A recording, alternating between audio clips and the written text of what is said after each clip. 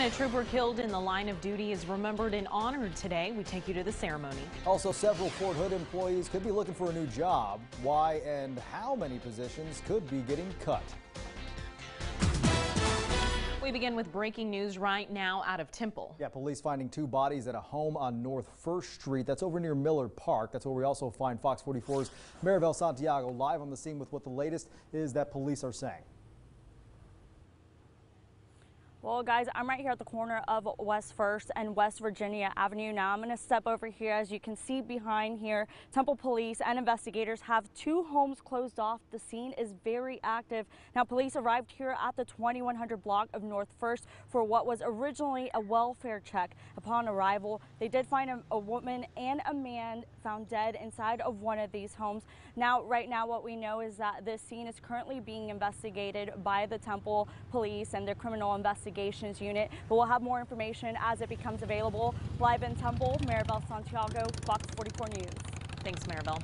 First Lady Melania Trump visited a Texas intake facility for children who have been separated from their parents. Yeah, this happening just a day after President Trump signed an executive order on immigration that he said would end those family separations at the border. She participated in a roundtable discussion with Border Patrol and ICE agents. Children are an important part of the First Lady's platform, and she supports family reunification.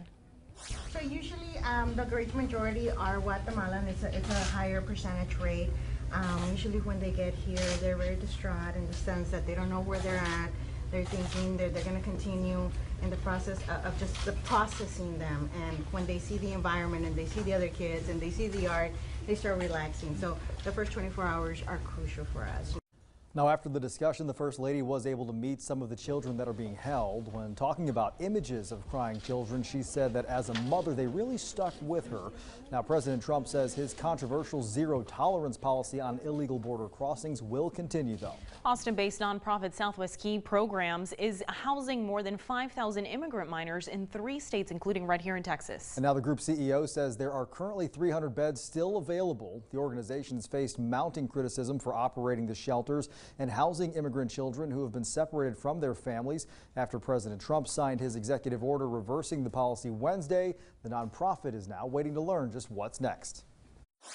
From where we sit, we're ready to begin reuniting them with their families. And my hope is that we can start doing that very, very, very quickly. I would like to start that today, if we could. We have not gotten the guidance yet or the direction of how this is going to happen. A state record shows Southwest Key Programs facilities receive more than 200 health and safety violations. A Coppers Cove man will spend the next 25 years in prison for killing the woman he was living with. Matthew Started pleaded guilty today to murder, and a judge sentenced him for the death of 18-year-old Angelica Santiago back in 2016. Now, at first, investigators thought this was a case of suicide, but later determined Stoddard shot Santiago. A memorial now stands in honor of Senior Trooper Thomas Nipper at the Texas Department of Public Safety office in Temple. Scott Taylor accused of hitting and killing Nipper, who was conducting a traffic stop on I-35 in November. Fox 44's Michelle Trotter joining us live in the control room with just how difficult it's been for law enforcement going to 2 memorials in as many days. Robert and Leslie, the officers I spoke to today say the 2 losses have hit them hard, and dozens of friends and family today came out to the memorial to honor Trooper Thomas Nipper. We join with family, friends, and colleagues to honor a great man and a courageous trooper who paid the ultimate price safeguarding Texans, and safety is his legacy. Trooper Thomas Nipper worked in law enforcement for more than 4 decades. He was dedicated to law enforcement. That was his whole life. From a young age, he got into law enforcement, and he was always dependable. The part of I-35 where Nipper died is now dedicated in memory of him. On behalf of the state of Texas, Nipper served his state and served the community in an outstanding manner. And we're very blessed to have him, and we'll always and we'll never forget Trooper Nipper. And he's a tremendous patriot and a tremendous hero to the Department of Public Safety. Senior Trooper Bobby Seaton worked with Nipper for most of his career. We usually started most days at a coffee shop, and we discussed what had gone on the day before and what we were going to do that day. Is this hard on you?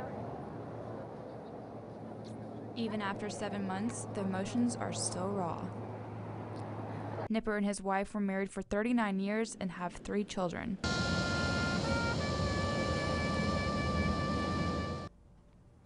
And their memorial for Nipper is at the Texas Department of Public Safety in Temple, next to the other officers who lost their lives in the line of duty. Live in the control room, Michelle Trotter, Fox 44 News. Thank you, Michelle. Killeen police are investigating an overnight crash that killed a mother and her 2-year-old daughter. Officers say a black Hyundai hit 32-year-old Ashley Leonetti and her daughter as they were walking on Veterans Memorial Boulevard.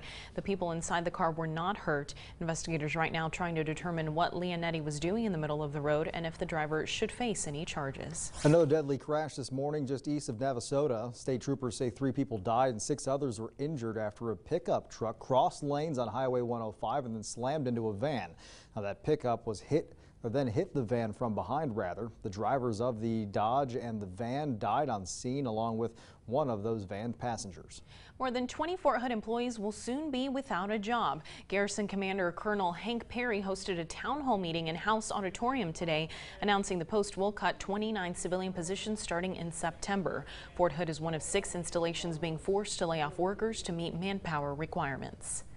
When you're addressing your entire workforce and talking to your employees about reductions in the force, it's one of the hardest topics.